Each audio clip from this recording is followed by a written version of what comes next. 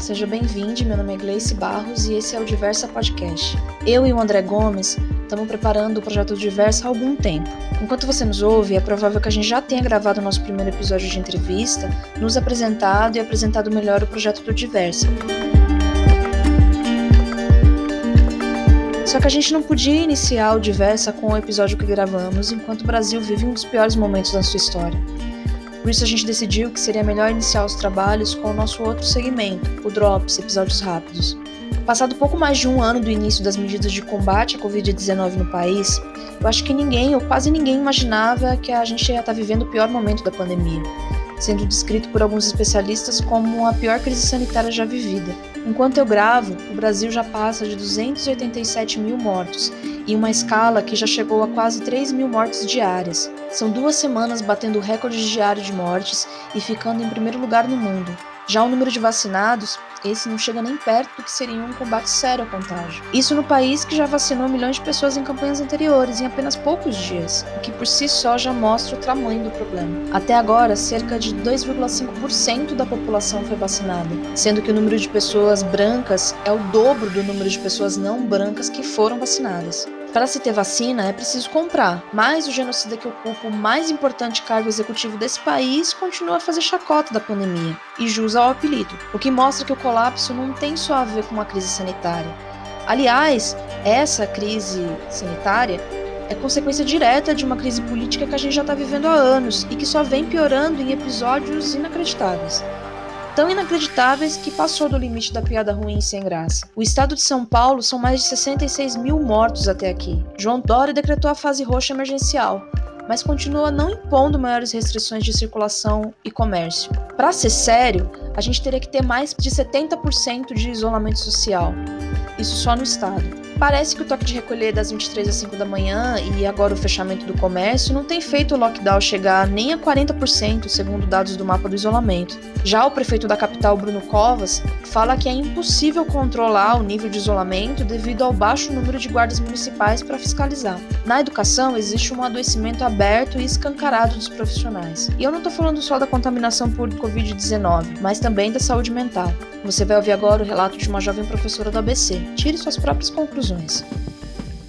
Eu sou professora da rede estadual de ensino e leciono em São Bernardo do Campo, em um dos bairros onde se tem o maior índice de contaminação por Covid desde o princípio da pandemia. Retornar esse ano, depois de praticamente um ano afastada do ambiente escolar, foi algo que gerou muita tensão, não somente na escola onde eu leciono, mas em toda a rede, principalmente por sabermos, nós que trabalhamos com educação, que trabalhamos realmente no dia a dia de uma escola, por sabermos que não há condição alguma de garantia da segurança dos docentes e de toda a comunidade escolar. Algumas escolas passaram por reformas antes da abertura, foi o caso da escola onde eu leciono, mas ainda assim não havia recursos humanos para garantir os protocolos. Nós ainda tivemos em São Bernardo o respaldo do decreto da prefeitura que estabeleceu o retorno somente dos professores e não dos alunos. Então os alunos seguiram tendo aulas remotas, mas nós tivemos que retornar e fazer todo esse trabalho que nós estávamos fazendo em casa, com atendimento ao aluno, dentro de uma escola sem nenhum tipo de estrutura que permita esse trabalho com qualidade. Então, é uma internet que não funciona, é uma dificuldade constante de conseguir comunicação dentro desse ambiente e, como falei, essa não garantia dos protocolos. Então, tinha dia que a sua temperatura era aferida, tinha dia que não, porque não tem funcionário. Ou até mesmo equipamento que foi fornecido para isso, não funciona direito, como termômetro, que às vezes aferir uma temperatura de 33 graus. Então, olhar para isso assim é muito desesperador, de pensar como seria esse cenário com o aluno. Então, a todo momento a gente viveu sob tensão nesse retorno. Mais tensão ainda quando os casos foram se comprovando de Covid na rede depois do retorno. Então, na escola onde eu leciono, a gente teve 3 casos de Covid confirmados desde então, de final de fevereiro até 2 semanas atrás, e 4 casos de suspeita. só nesse primeiro mês de retorno, fora os casos que foram pipocando em toda a rede. Então era a tensão de pensar que a qualquer momento ia ser com um conhecido nosso, que alguém ia entrar num estado grave por conta da Covid. Então viver sob esse cenário é extremamente tenso e estressante. Depois da abertura das escolas, desse ignorar dos governos sobre as condições da rede mesmo, conforme os casos foram aumentando, esse colapso da saúde no estado, a Secretaria da Educação deixou a cargo dos diretores decidirem sobre como ficaria a situação dos professores nas escolas, se haveria rodízio, se o retorno, dos professores se suspenderia, eles trabalhariam em casa, e grande parte das escolas, de acordo com as suas regiões, suspenderam e os professores voltaram ao trabalho em home office. Até o momento é isso que nós temos, e cada semana, cada dia é uma informação nova, uma informação diferente. O governo estende nosso recesso até final de março. Por um lado, eu me sinto mais segura e acredito que muitos colegas se sentem, mas ao mesmo tempo é aquela tensão de até quando que essa coerência vai existir.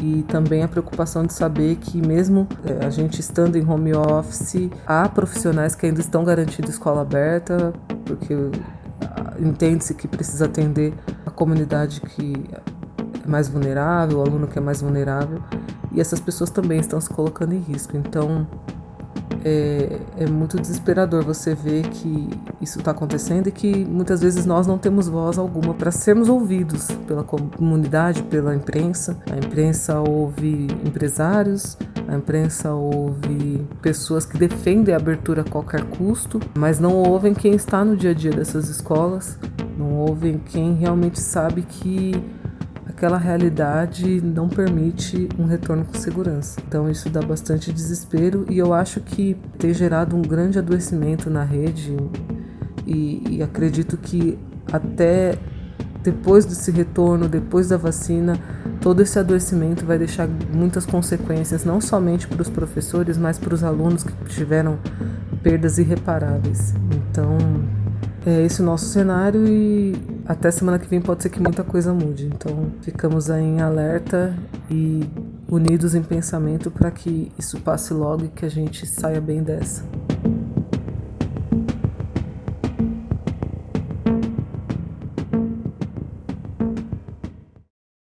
No ABC, cerca de 5.300 pessoas perderam a vida, e a taxa de ocupação de leitos está na casa dos 90%, assim como no resto do país. Diadema já chegou a 100%, e os pacientes já estão morrendo na fila à espera de uma nova vaga na UTI. O isolamento, com o fechamento do comércio e medidas mais duras de funcionamento nos considerados serviços essenciais, foram decretados até o próximo dia 30 pelos prefeitos da região em reunião no consórcio intermunicipal.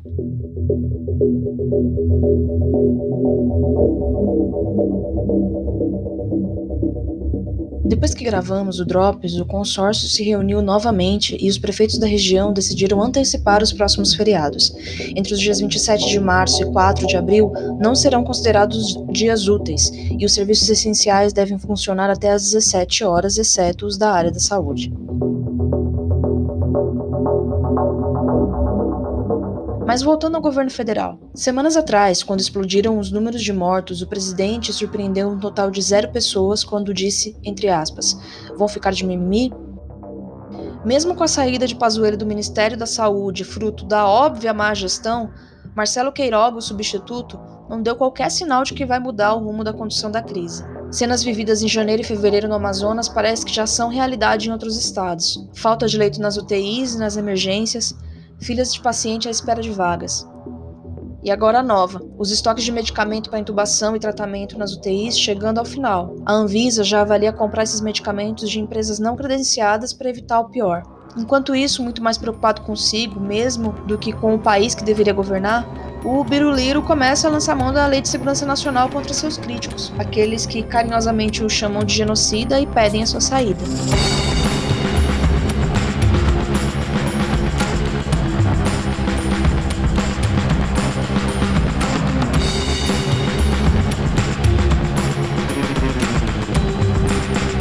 Mas aí você fica pensando, quem vai sacar esse ser do executivo? A Câmara, o Senado, o mercado financeiro? Ele segue com cerca de 25% de aprovação, E o escândalo das rachadinhas é negócio de família. Qual vai ser o ato ou o que ele disse que vai tirar ele do cargo? No dia que o país chegou a 2.798 mortos em um único dia, o líder do governo na Câmara disparou, abre aspas, a nossa situação, ela não é tão crítica assim. Comparada a outros países, é uma situação até confortável, fecha aspas. Nos últimos dias, eu ouvi algumas vezes jornalistas e críticos falando no fim do Pacto Federativo. Aparentemente, uma das saídas agora é estados e municípios se virarem para garantir alguma reversão dessa realidade. Parece que a gente chegou nos cenários distópicos dos filmes blockbusters. Aqueles que preferem pensar a destruição da humanidade a um mundo diferente e melhor. O povo...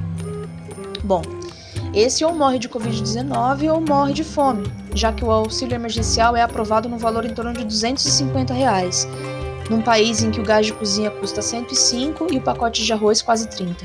Me vem à cabeça os versos do Emicida. Tudo que nós tem é nós. Nada mais real nesse momento.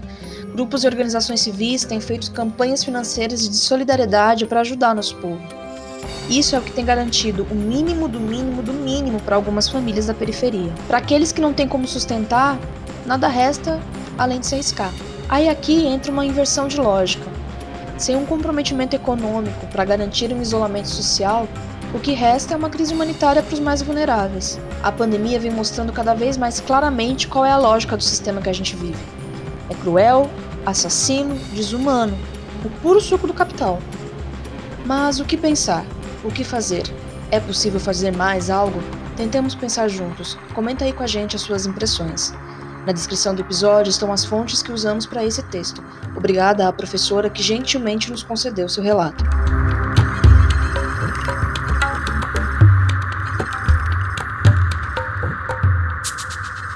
Lavem as mãos, usem álcool gel, máscara e distanciamento social quando for possível. Até o próximo Drops do Diversa Podcast.